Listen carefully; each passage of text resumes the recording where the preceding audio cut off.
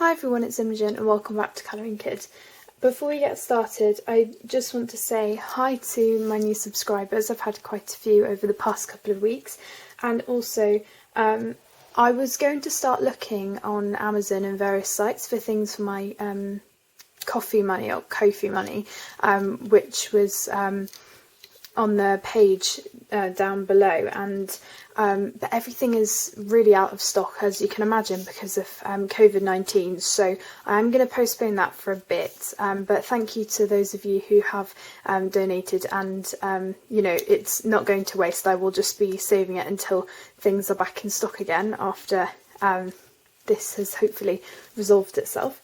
And also I just want to say that if you are bored because of everything going on and you want to look for some freebies and new things to colour, I have found two things particularly that I really like that I'm colouring at the moment. So on Clara Markova's website, she's got quite a few freebies, and I've done a couple of the cards in the past and sent them to various people, but this was a particular page that I thought was awesome, because if you're a bit wary of cutting out the doors in your book and then putting them on the sheet, this could be a really good practice, because I know it can be a bit daunting, like cutting things out of your book and then sticking them. So this is a really nice kind of tester. So what you do is you would colour this and cut it out, put a slit here with a knife or something. I've got a craft knife here, so you would just cut down there and then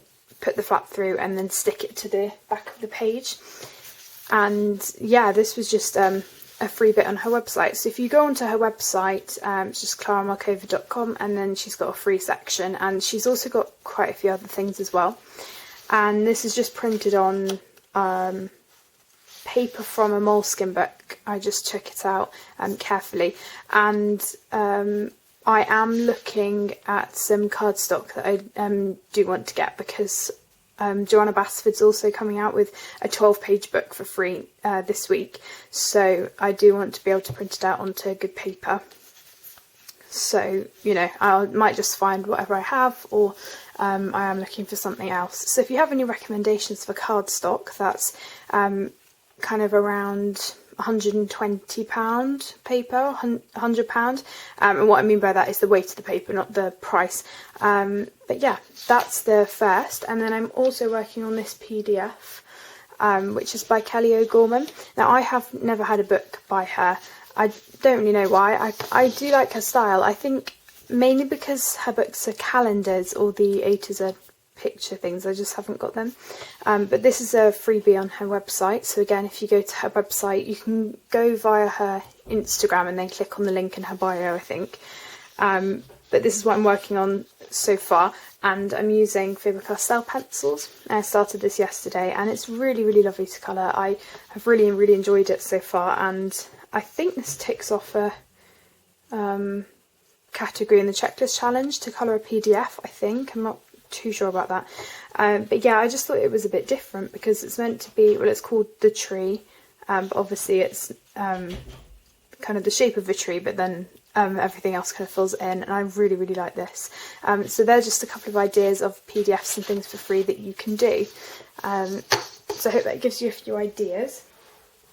But today's video, I was actually asked by Easter Ellen to do a video on reflections and like light sources and stuff. So after my last video, I had once I'd finished that page, I had started a new page in Fairy Celebrations, and at first I didn't really know what to do, because Easter had quite a few ideas, but I kind of decided on, and I hope it's okay, I decided to show these lanterns and how I show a light source around it and then fill in the sky as well. So here you can see that I did the light source on the outer rim of it with the yellow, and then filled everything in as normal. So I'm going to do the same thing here, except I'm going to then colour in the sky with blue. So hopefully you can get a fairly good idea of how I would do it. When I zoom in this time, I'm going to try and not make it blurry. It was something weird with my zooming in. Usually it's okay, but sorry if it did affect the viewing of the video. I'm not going to show how I coloured the inside bit of the lantern because that's very, very similar to this. So I would colour it exactly the same as these jars because I'm again saying that they're kind of glass lanterns, so you would be able to see through it, and that is also kind of shown. I don't think you can see here, but there's a little leaf bit here, so coming from this. So yeah, I'm just going to get started. So for this I'm using, again, Holbein's M1 Prismacolor, but the principle is still the same. It's still the same sorts of colours. So I've got 2 yellow-ish colours here that I'm using. There was a bright one that I was going to use, so I will tell you that as well, but I'm not too sure if I'm going to use it. So the main one that I'll be using is Cream, which is OP127. And the darker colour of that is Naples Yellow, OP134. You probably won't be able to see these again because the lettering is shiny. And then the bright colour that I may use is Canary Yellow, OP147. And then the blue colours for the sky, you can see I've already done quite a bit of the sky on this side, are Lamp Black, OP511.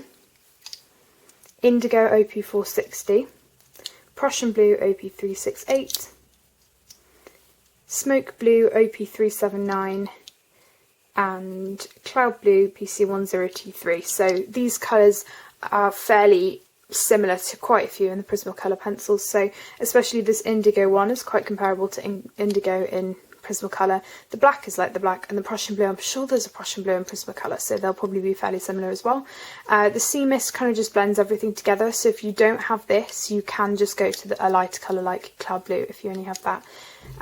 Also to mention, if you're wondering how I did the mushrooms, they are exactly the same principle as the glass jars. So all I did was colour it first, then I did then I blended it all together with a white Prismacolor just to kind of take away a bit of the colour because I wanted them to be translucent, and then I went over with a layer of my white ink as I did before. So yeah, that's just how I did those. Very, very similar technique to what I did on the other page. So this kind of does go hand in hand a bit with the other tutorials, so if you're interested in similar techniques to this, then feel free to watch that as well. Okay, sorry about that. So this is about as good as I can get it. I thought rather than it being blurry, I would just keep it away a bit. The colouring is fairly self-explanatory and quite simple, so hopefully you can still follow along if you wish to. But I'm going to start with Cream, and all I'm going to do here is do quite a generous amount of colour around the lantern. I am going to leave this bit down here with no colour and just continue around. So you can really do this light source with anything, you know, if you wanted a chandelier or something to have light coming down from it, or maybe there's a torch shining in a picture, you could totally do that. And I am just blushing a bit of this yellow into this Tuscan red kind of shoe colour that I've already done, just to acknowledge that there would still be some light shining on it. This is something that I have kind of been experimenting with recently, because when I started colouring I would never think about doing light sources. I probably wouldn't even do a background, to be fair. I've really started doing backgrounds a lot more now, and it is something that I am really happy doing now. But yeah, I probably would have just left the background blank and I would not have done any type of light source, but yeah. So that's kind of the outer rim, and then I'm just going to go in a little bit, literally just blushing it with the Naples Yellow, just up towards the edges. So this is just a tiny bit. You don't need that much of a blend between the two at all, because it is kind of just one colour. So now we're going to start on the blue sky, and this is ridiculously simple, so hopefully you'll be able to follow along. And all I'm going to do is kind of this portion up here, because this is mostly where obviously the sides of it are. So what I am going to do first is go in with the lamp black and acknowledge all of the shadowed areas. So mostly the shadowed areas are going to be where there are small spaces, like here, and also just generally, you know, in the more confined areas there's going to be more darker space. So down here amongst all these leaves. And at this point you are just mapping out the colour, so you don't really need to worry about blending anything out, because you will kind of be layering, well, not layering that much, it's not really as much as that, but just kind of map out where all the darker areas will be. I'm going to put a bit here, which is obviously quite close to the yellow. And I'm going to say there would be lots generally here as well. You're going to go over with most of the colours twice, but there will be some, and I will explain, there will be some that you won't go over with twice. So yeah, I'm going to leave it at about there. So now you're going to go in with the indigo, and you're not going to go on top of the black, you're just going to go close to the edge of the black and carry on. So you're kind of just carrying on where the black has left off. So here, if you can see, I have come to a place where I am right up against the edge. I'm going to try and, I really apologise if it is a bit blurry, but I've come to a place where it's right at the edge of the rim of the yellow, and I'm just going to leave it. What you don't want to do with this is blend the two colours together so it creates a green. The whole point of it, well, how I do it anyway, is that you can see the light source, but they don't merge together, so they look separate. So what I wouldn't recommend doing is using a blender pencil or something to blend them together, or just blending them, because you are going to end up with a green colour, and that's not what a light source in real life would do. So again, that was a space where I was just going right up to the yellow, and I was just leaving it as it was. So again, you're just mapping it out. This is still really, really simple. Then you're going to go in with the Prussian blue, and it's quite important the way that you lay it down, because you're only using this colour once, so you aren't going over with this again. So what you need to make sure is you're doing the exact same thing that you just did with the indigo, but you need to make sure that it towards the edges it is a lot lighter, because you need to allow the colours to blend a lot easier. So you do really need to feather it out. So hold your pencil further away if that helps, as I'm doing here. And the reason I'm not going over with this twice is because it's quite a bright blue. I want my sky to be a bit muted down, hence why I'm using the Sea Mist, which has got quite a lot of grey in it.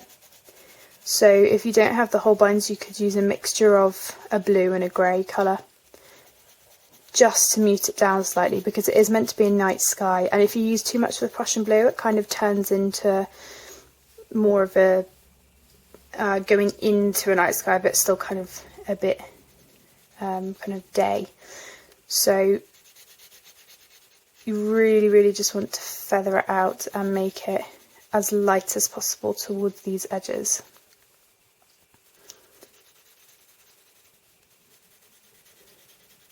Okay, so now I'm going to go in with the cloud blue and just go over all of the remaining space, just very lightly. You're not pressing too hard or burnishing or anything like that. It is just a matter of lightly going over everything. Okay, so now what I'm going to do is take the cream again, and we're just going to redefine some of the outer edges. So you don't want to blend in to the blue too much. It's just adding the same colour to just redefine it so that it is more clear to be able to see it.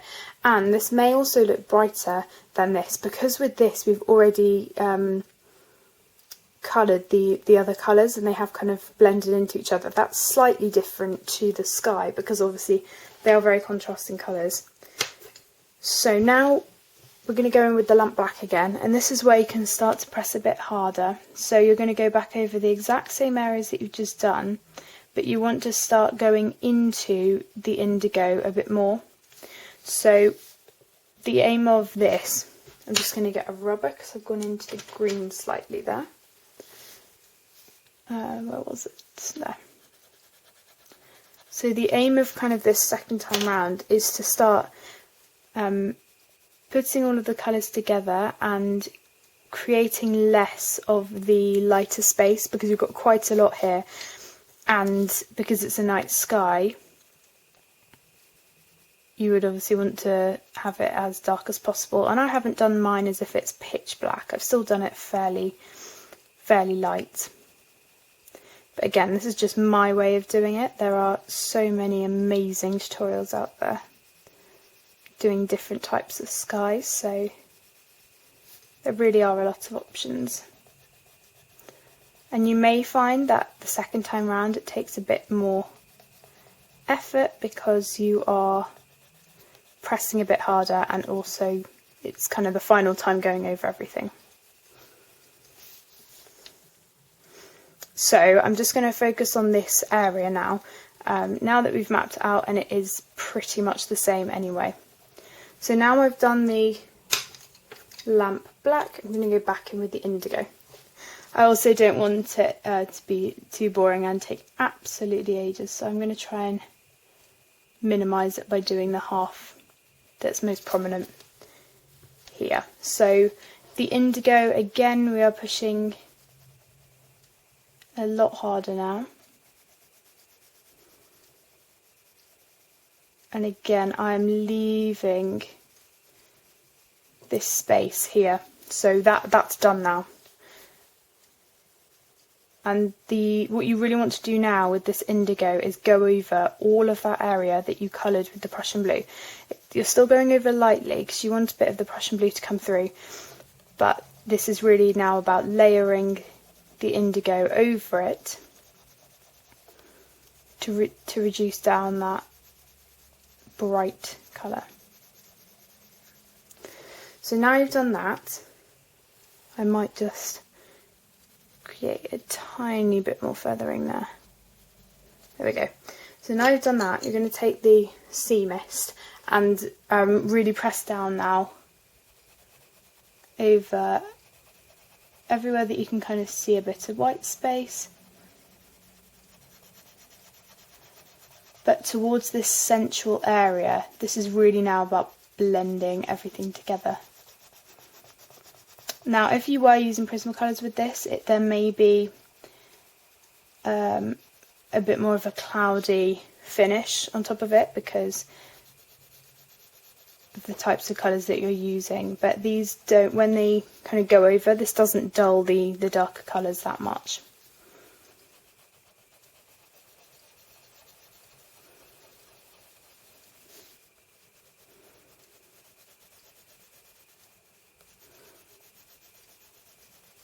Okay, and then finally you're going to go in with the cloud blue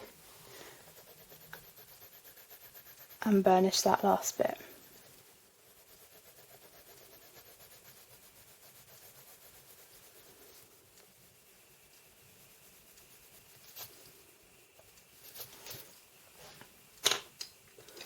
So I'm going to take the cream again and this time blend it bit more into the blue.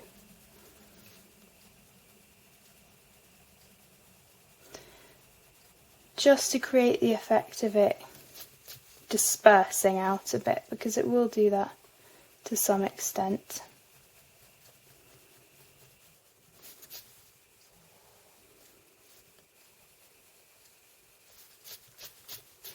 So that's pretty much it. So I hope you've kind of got the idea of that. It was quite simple. But yeah, that's kind of the basic principle of it. I will probably go in and play around with it a bit and you know, just finish it off, because I was quite far away from the camera. But yeah, that's the basic idea. I hope you've enjoyed this video, and thank you for the suggestion, Easter, and I hope it's helped a bit with light sources. If any of you ever have suggestions for videos, I really, really appreciate them, because you know, trying to help in some way of queries that you have about particular things is always rewarding for me, and also, you know, if I can do anything for you, that's absolutely fine. So if you have any suggestions for videos, please put them down below. My links are always down below as usual, and yeah, I will see you on my next video. Bye everyone.